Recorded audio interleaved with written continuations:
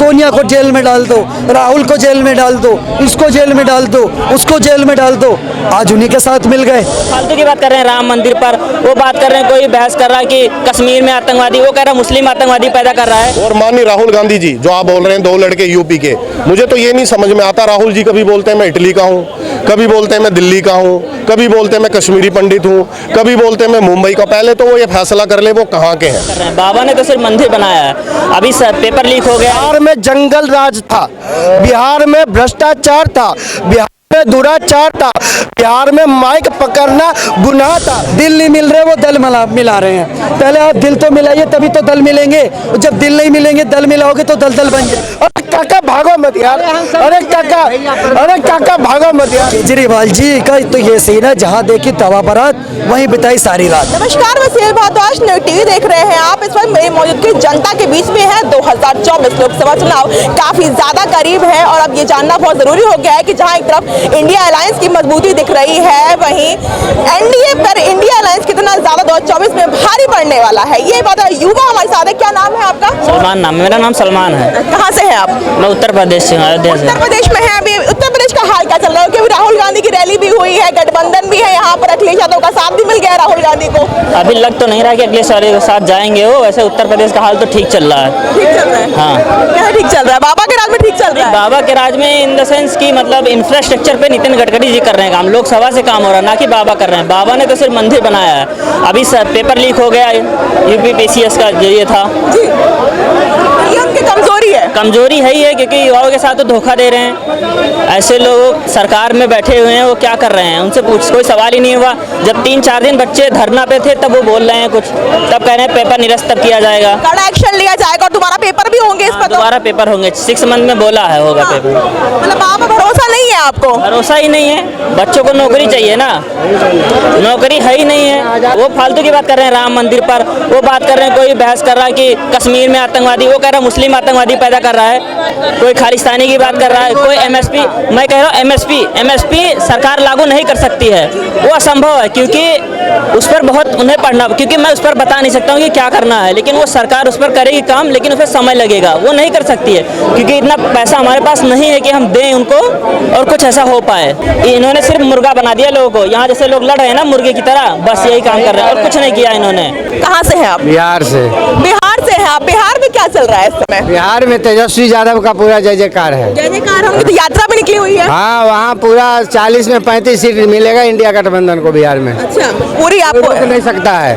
हाँ, नीतीश कुमार अगर नहीं आता ना तो बीजेपी को होता सीट, लेकिन नीतीश के आने से बहुत नुकसान हुआ, क्योंकि नीतीश जी का जो काम हुआ है उस पर वो नुकसान कर रहा है बीजेपी को। नहीं तो बीजेपी 35-30 सीट ले आती बीजेपी, लेकिन नीतीश जी को मिलाने से इनको बहुत बड़ा नुकसान होने की संभावना दिखाई दे रहा है। यात्रा का असर पड़ने वाला है? असर नहीं, उसका काम का असर पड़ने वाला है। काम का 17 महीना में 4 लाख नौकरी बंदा दिया है, 2 महीना में वैकेंसी निकाला और 2 महीना में ज्वाइनिंग लेटर दिया।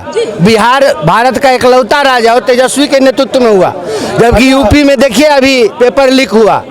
इसलिए बिहार में तेजस्वी यादव पर लोग भरोसा कर रहा है। वो 17 महीना में वो आदमी अच्छा काम किया। तो पेपर लीक हुआ है तो पेपर दोबारा भी तो होंगे तो हो रहा, तो किसका खर्चा हुआ, किसका जा रहा है? 10,000 करोड़ रुपया किसका विद्यार्थी का गया?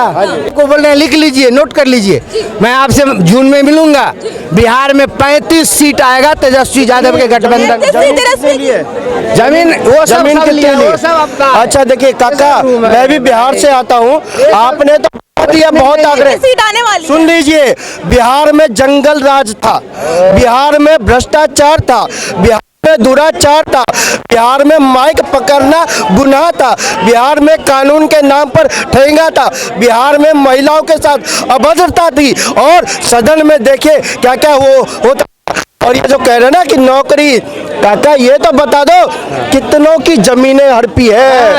अरे अभी कहाँ है सदन में? अरे सुन लो ना भाई, अरे काका भागो मत यार, अरे काका भागो मत यार, अरे काका भागो मत।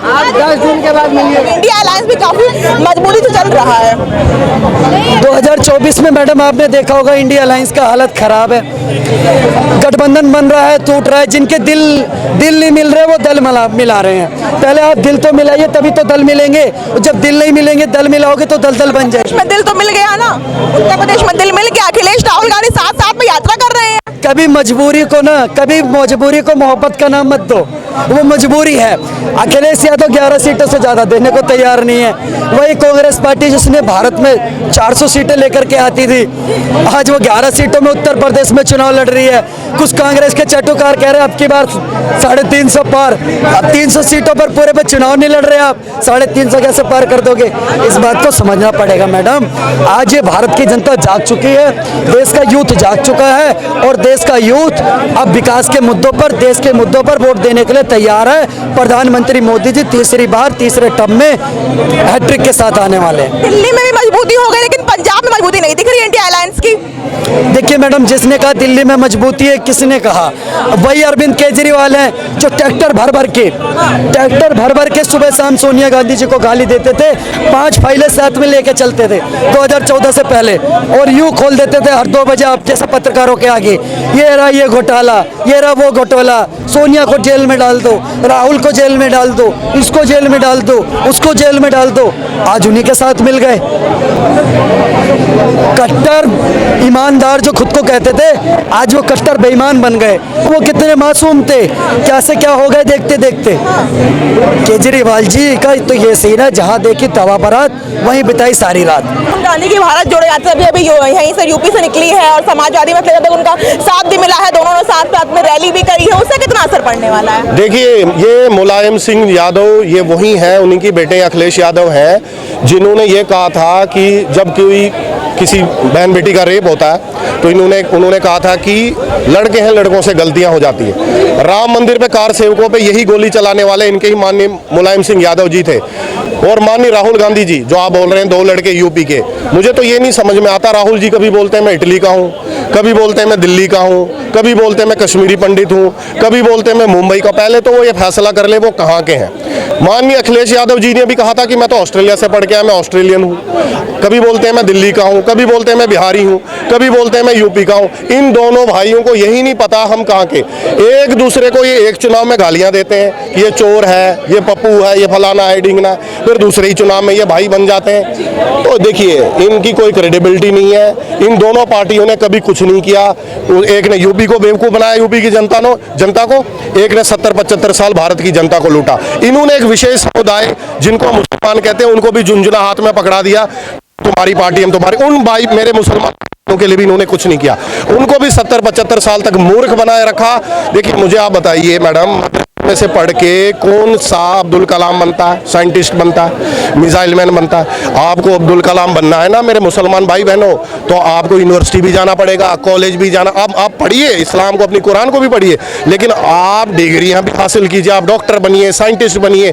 एक ही पार्टी है भाजपा जो धर्म की राजनीति नहीं करती, जो हर एक व्यक्ति की, हर एक समाज, हर एक कोने के व्यक्ति को साथ लेकर चलने वाली पार्टी है। बाकी सब पार्टियां कोई धर्म के लिए, कोई मैं यादवों की पार्टी हूँ, कोई सिंघों की पार्टी है, कोई ब्राह्मणों की पार्टी है, कोई मुसलमानों की पार्टी है। देखिए, इससे अब जनता त्रस्त हो चुकी है। भारत की जनता खाली विकास और विकास चाहती है, जो खाली भाजपा दे।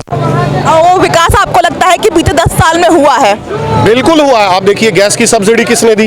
रोज 40 किलोमीटर की सड़क माननीय नितिन गडकरी जी बना देते हैं, तो उसमें हिंदू भी चलता है, मुसलमान भी चलता है, सिख भी चलता है। आप मुझे बताइए, भारत के अंदर जहां 10-12 घंटे कहीं लगते थे, आज 5 घंटे लग रहे हैं। क्या आप 10-12 घंटे पे जाना चाहती हैं वापस? माननीय राहुल गांधी जी कहते हैं कि मोबाइल छोड़ के व्यक्ति को वापस लैंडलाइन पे आना चाहते हैं, तो आप जाना चाहती हैं लैंडलाइन पे? 70% से ज़्यादा युवा हैं भारत के अंदर। इसीलिए मैं कहता हूं कांग्रेस कभी जीत के नहीं आएगी। और इनके जो तथाकथित भाई श्री हैं अखिलेश यादव जी, ये कितनी गीदड़ कितने ही झुंड में आ जाएं, शेर का मुकाबला नहीं कर सकते। शेर शेर ही होता है।